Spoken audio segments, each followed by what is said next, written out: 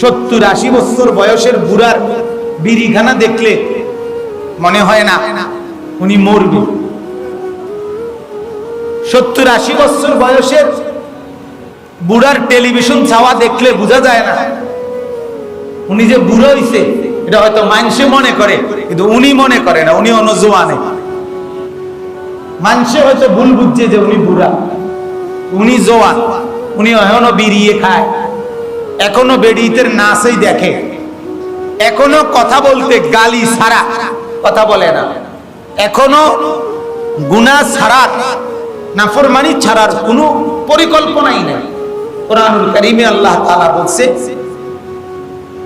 যে যারই বয়স 40 বছর পূর্ণ হয় তার উচিত নিজের জন্য, নিজের পিতামাতার জন্য, নেক আমলের তৌফিকের জন্য, সন্তানাদির নেককার হওয়ার জন্য এই দোয়াগুলো তার করা, চেষ্টা করা, এটা শুরু করা অবশ্যই উচিত যার হায়াত 40 বছর হয়ে গেছে। ওয়ালাম্মা বালাগা আশুদ্দাহু ওয়া বালাগা 40 সানা ক্বালা রাব্বি আউজি'নি আন আশকুরা নি'মাতাকাল্লাতী আন'আমতা আলাইয়া ওয়া আলা ওয়ালিদাইয়া ওয়া আন আ'মালা সালিহান তারদাহু ওয়া আসলিহ লি ফি যুররিয়্যাতি ইন্নী তুবতু ইলাইকা ওয়া ইন্নী মিনাল মুসলিমিন।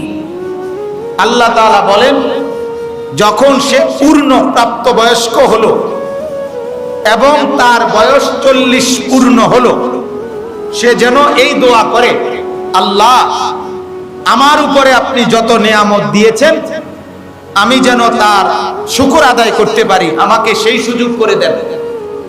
আমার বাবা মার উপরে যত নিয়ামত দিয়েছেন সেগুলোর শুকর আমি যেন আদায় করতে পারি, আমাকে সেই তৌফিক দেন। এবং আপনার পছন্দ মতো নেক আমল করার তৌফিক আমাকে দেন। এবং আমার সন্তানাদি পরিবারের সদস্যদেরকে পরিপূর্ণ শুদ্ধ নেক আমল, বিশুদ্ধ আমল করার তৌফিক দেন। এরপরে ইন্নী তুবতু ইলাইকা, আল্লাহ আমি আপনার কাছে তওবা করতেছি, আমার সমস্ত গুনাহ মাফ করে দেন। ওয়া ইন্নী মিনাল মুসলিমিন, এবং আমি সাক্ষ্য দিচ্ছি যে আমি একজন পূর্ণ মুসলমানদের অন্তর্ভুক্ত একজন সদস্য। তাইলে 40 বছর যারা হয়ে গেছে তার আখিরাতের প্রস্তুতি নেওয়া জরুরি হয়ে গেছে, জরুরি হয়ে গেছে।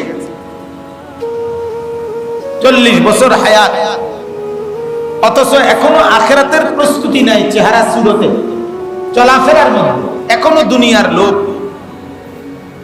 এখনো সম্পদ, এখনো প্রাচুর্য। আহা, 40 বছর তো পরের খবর। 70-80 বছর বয়সের বুড়ার বিড়িখানা দেখলে মনে হয় না উনি মরবে। 70-80 বছর বয়সের বুড়ার টেলিভিশন ছাওয়া দেখলে বোঝা যায় না উনি যে বুড়ো হইছে। এটা হয়তো মানুষে মনে করে, কিন্তু উনি মনে করে না, উনি অনজওয়ানে। মানুষে হয়তো ভুল বুঝছে যে উনি বুড়া, উনি জওয়ান। উনি এখনো বিড়িয়ে খায়, এখনো বেডিতের নাচই দেখে, এখনো কথা বলতে গালি ছাড়া কথা বলে না, এখনো গুনাহ ছাড়ার, নাফরমানি ছাড়ার কোনো পরিকল্পনাই নেই। আর কখন, আর কখন? আল্লাহ তাআলা বলছে ইখতারাবা লিন-নাসি হিসাবুহু, হায় মানুষের হিসাব গ্রহণ করার সময় কাছে গেছে, অথচ তারা এখনো গাফলতির মধ্যেই রয়ে আছে, এখনো গাফলতির মধ্যেই রয়ে আছে।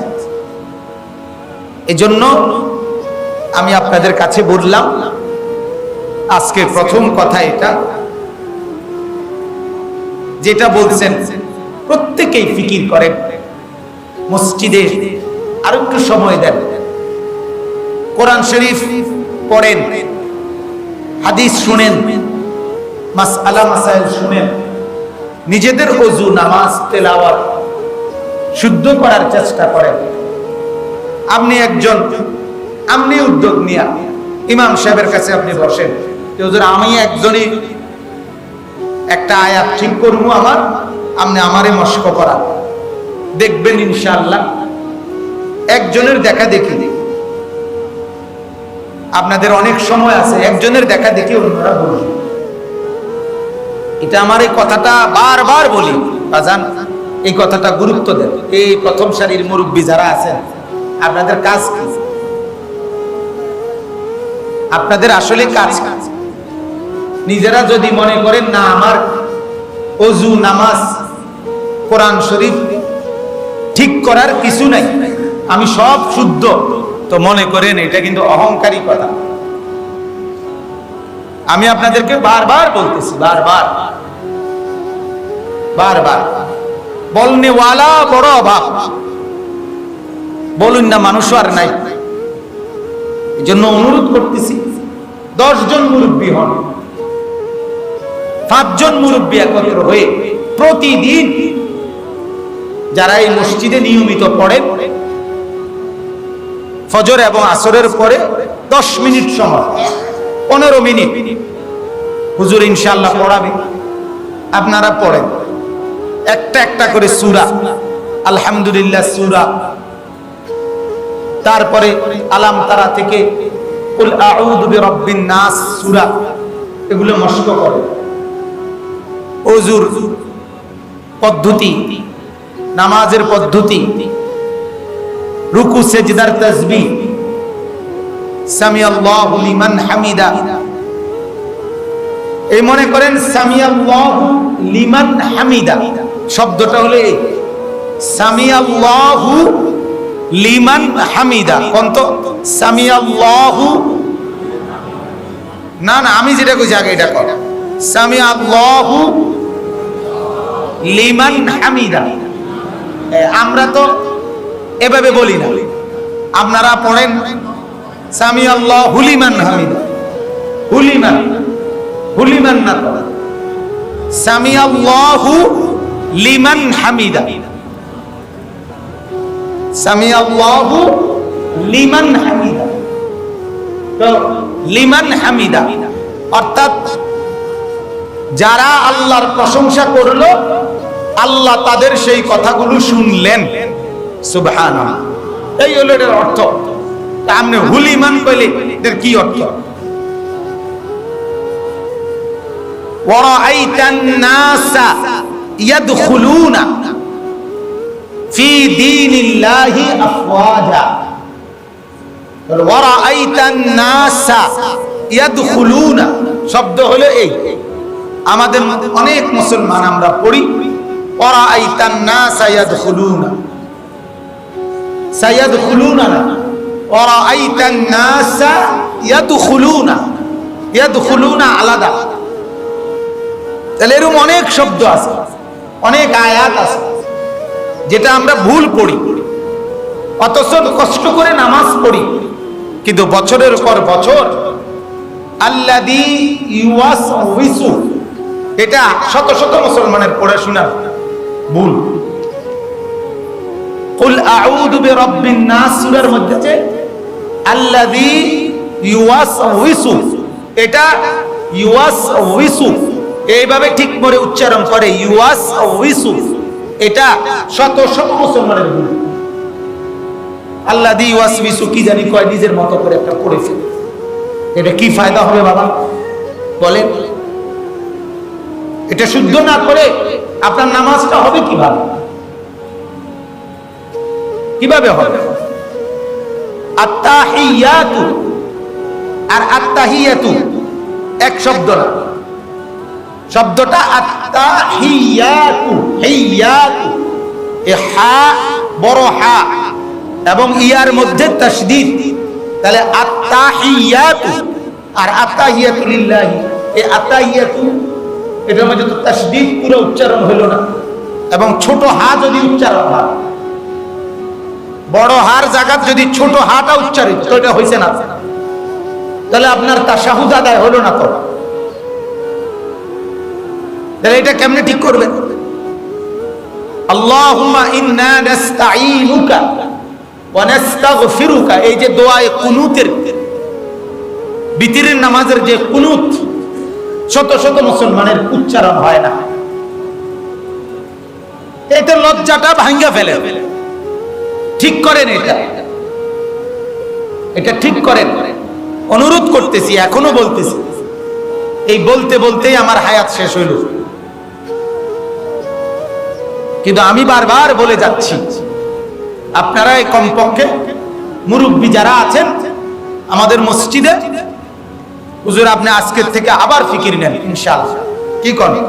আজকের থেকে আবার আসরের নামাজের পরে, ফজরের নামাজের পরে মুনাজাত করবেন না, এই তাসবিহ এটা না পড়ায়, মস্ক করাইয়া মুনাজাত করবেন। যার কারণ মনে রাখেন, নামাজের সালাম ফিরানোর পর মুনাজাত করা, মুনাজাত না করলে নামাজ হবে না, বিষয়টা এমন না। কথা বুঝছেননি আমার? নামাজের সালাম ফিরানোর সাথে সাথেই নামাজ কি হয়ে গেল? পূর্ণ হয়ে গেল। বুঝছেননি কথাটা? বুঝছেননি? তাইলে এরপরে তাসবিহ পড়া, এরপরে দোয়া করা, অন্য কাজ করা, এটা ভিন্ন অংশ। এটা নামাজের কি না অংশ, এটা আলাদা অংশ। অতএব কমপক্ষে 10 মিনিট মস্ক করে এরপরে কি করবেন? দোয়া করবেন। মানে প্রথম তাসবিহ পড়বেন, এরপরে 10 মিনিট হইল মস্ক করবেন ধারাবাহিকভাবে। আলহামদুলিল্লাহ সূরা, তারপরে শেষের 10টা সূরা, রুকুর তাসবিহ, সিজদার তাসবিহ, রুকু থেকে দাঁড়ানোর দোয়া, আত্তাহিয়াতু, দুরুদ শরীফ, দোয়ায়ে মাসুরা, দোয়ায়ে কুনুত, এক দো সানা, সুবহানাকাল্লাহুম্মা বিহামদিকা, এটা এই কয়টা, মানে নামাজের সাথে যে কয়টা, এটা একটা একটা করে অল্প অল্প করে। মনে করেন ফজরের নামাজের পরে সূরাগুলোর একটু একটু মস্ক করাবেন, আর আসরের নামাজের পরে দোয়াগুলোর থেকে একটু, এই 10 মিনিট অল্প একটু মস্ক করে এরপরে মুনাজাত করবেন। যদি কেউ কিছু বলে যে না আগে মুনাজাত করে এলাম, এরপরে আপনি পড়াইলে পড়ান, না পড়াইলে নাই, তো এটা আমি বুঝুন ফেললাম, আমারে বুঝাই দিব সে। কথা বুঝছেন কিনা? কিন্তু আপনি যে সময় নিজেরা, আমাদের মুয়াজ্জিনের কোরআন শরীফ পড়া অনেক সুন্দর, তার কাছে আপনারা কিছু মুসল্লি 10টা আধা ঘন্টা সময় বসে মাগরিবের নামাজের পরে, এর কামটা কি? সারাদিন রাতে নামাজ আজান করে, নামাজের পরে, আর তার কাম কি? তার কাছে পড়ে মাগরিবের নামাজের পরে সময় দেন আধা ঘন্টা সময়, আপনি পড়ান বসে বসে, হুজুরের কাছ থাকলে হুজুর চলে যাবে, সে তো পারবে পড়াইতে। না, এখন আপনারা উদ্যোগ নেন, আপনারা এটার জন্য বলে আমরা পড়ুন হয়ে যাবো কেমনে? এই জন্যই বললাম এখন থেকে এটা আলোচনা করে নিলে ভালো হবে। কথাটা বুঝতে চেষ্টা করে বাজান, আপনাদের উপকারের জন্য বলতেছি, আপনাদের সাথে কোনো দুশ্মনী নেই। আমার এই পেরেশানি এটা, যে আমার মুসল্লিদেরকে, আমি এটা আগেও বলছি, আমাদের বাংলাদেশের একজন প্রখ্যাত আলেম হযরত মাওলানা মুফতি মনসুরুল হক সাহেব, উনি এই কথাটা বলছেন, আমার এই কথাটা খুব কলিজায় লাগে। উনি বলছেন, ইমাম সাহেব 10 বছর যেই মসজিদে ইমামতি করেন, অথচ প্রথম কাতারের নিয়মিত মুসল্লিদের ওযু নামাজ, সূরা কেরাত এখনো শুদ্ধ হইল না। উনি বলছে ওই ইমাম সাহেব হাসরের ময়দানে আল্লাহর কাছে জবাবদিহি করার জন্য তৈরি থাকেন। এই পেরেশানিতে,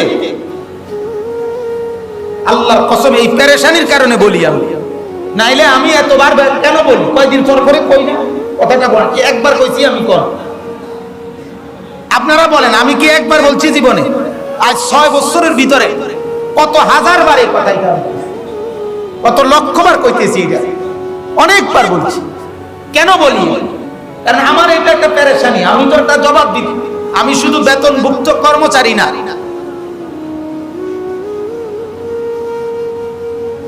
কথা বুঝছেন? এই জন্য আমার এটা একটা অস্থিরতা যে আমার এই মুসল্লিরা আমার নিয়মিত মুসল্লি, আপনাদেরকে আমি আলহামদুলিল্লাহ আজকে বহুদিন ধরে দেখতেছি। এখন আপনাদের যদি ওযু নামাজ শুদ্ধ না হয়, সূরা কেরাত শুদ্ধ না হয়, আমি যদি নিয়মিত থাকতাম তাহলে আসলেই আমি নিজেই মস্ক করাই, কিন্তু আমি তো আসি শুধু শুক্রবার দিন। তা আমার কথা হলো আমাদের ইমাম মুয়াজ্জিন উপযুক্ত, দুজনের কেরাত শুদ্ধ, দুজনের পড়া সুন্দর, তাহলে এটা তো একটা নিয়ামত, গনিমত।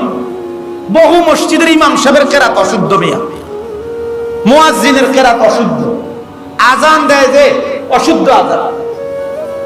আমি নিজেও তো কত মসজিদে নামাজ পড়ে আবার দোহরাইছি নামাজ। এমনি বাপসাপ বড় বুজুর্গ, বিরাট বুজুর্গ, একবারে কাবা কুবা লাগাই না বুজুর্গের পিছনে নামাজ পড়ে আবার নামাজ পড়ছে। বুজুর্গ হইলে কি লাভ হইল? কোরআন শরীফ অশুদ্ধ, সূরা কেরাত অশুদ্ধ। এই জন্য এটা জরুরি, আপনাদেরকে আজকে আবারও গুরুত্ব দিলাম।